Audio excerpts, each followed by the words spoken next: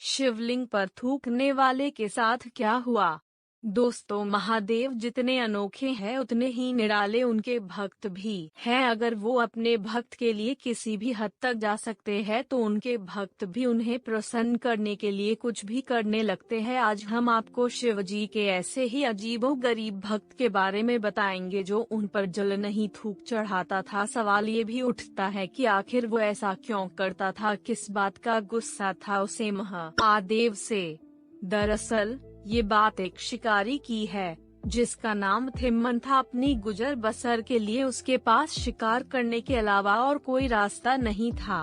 एक दिन थिम्मन जंगल से शिकार करके लौट रहा था कि तभी उसे एक शिवलिंग दिखाई दिया। उसे देखते ही थिम्मन को बहुत अजीब सा महसूस हुआ और वो भाव विभोर हो गया, क्योंकि थिम्मन जंगल में रहने वाला एक सामान्य शिकारी था, इसलिए उसे पूजा पाठ की विधि नहीं पता थी। थिम्मन शिकार से लौटा हुआ था, इसलिए उसके पास चढ़ाने के लिए मांस के टुकड़े के सिवा और कुछ नहीं था। उसने शिवलिंग को साफ किया और मांस के टुकड़े को उस पर चढ़ा दिया। इसके बाद वो वापस खुशी खुशी अपने घर लौट गया। शिवलिंग पर मांस चढ़ाना थिम्मन की रोज की आदत हो चुकी थी। वहीं दूसरी तरफ शिवलिंग की देखरेख के लिए कभी कभी दूसरे गांव का एक ब्राह्मण भी आया करता था। एक दिन जब वो आया तो उसने देखा शिवलिंग पर मांस चढ़ा हुआ है। ये देखकर वो बहुत हैरान हुआ, लेकिन फिर उसे लगा ये शायद किसी जानवर की करतूत है, वरना कोई इंसान ऐसा पाप थोड़े करेगा। उसने तुरंत मांस हटाकर शिवलिंग को पवित्र करके उस पर जल से अभिषेक किया और वापस अपने घर चल गया। अब थिम्मन हर रोज शिव जी पर मांस चढ़ाता और ब्राह्मण जब भी शिवलिंग पर मांस देखते तो दुखी हो जाते। ब्राह्मण ने सोचते, भला कोई जानवर एक हरकत रोज रोज तो करेगा नहीं, फिर कौन है जो ये महापाप रोज कर रहा है। ब्राह्मण के पास सवाल तो बहुत सारे थे पर उसका जवाब देने वाला कोई नहीं था। एक दिन थिम्मन शिकार करके वापस लौटा तो उसने महादेव का अभिषेक करने को सोचा। अभिषेक के लिए जल की जरूरत थी और समस्या ये थी कि जल भरा किस में जाए। आसपास देखा तो उसे जल भरने के लिए उसे कोई बर्तन नहीं दिखा। इसके बाद थिम्मन ने पास में बह रही नदी से अपने मुंह में पानी भरा और शिवलिंग पर अर्पित कर दिया।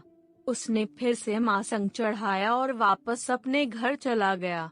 जब ब्राह्मण देव आए तो वो देख के परेशान हो गए। आखिर कौन ऐसा मूर्ख है जो आज शिवलिंग पर मांस के साथ साथ थूक कर गया है। ब्राह्मण परेशान हो गए और शिवजी से पूछने लगे, प्रभु आखिर कौन है ये जो आपको रोज अपवित्र करके चला जाता है? आप मुझे बताएं, मैं उसे सजा दूंगा।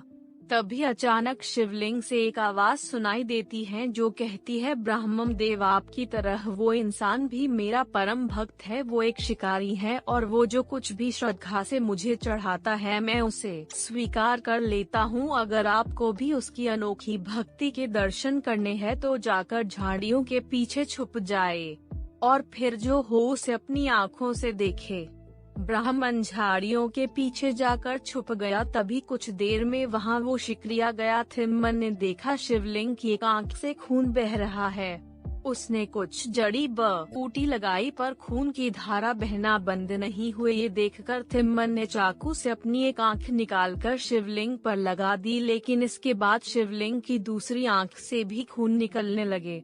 थिम्मन ने चाकू निकाला और अपनी दूसरी आंख काटकर शिवलिंग पर लगाने का सोचा। वो ऐसा करने ही वाला था कि तभी शिवलिंग से महादेव प्रकट हो गए। उन्होंने थिम्मन को न सिर्फ ऐसा करने से रोका बल्कि उसकी आंख भी उसे वापस लौटा दी।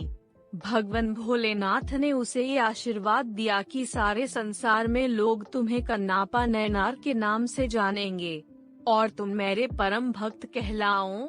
झाड़ियों के पीछे छुपा ब्राह्मण सब कुछ देखता रहा और उसकी आंखें भर आई।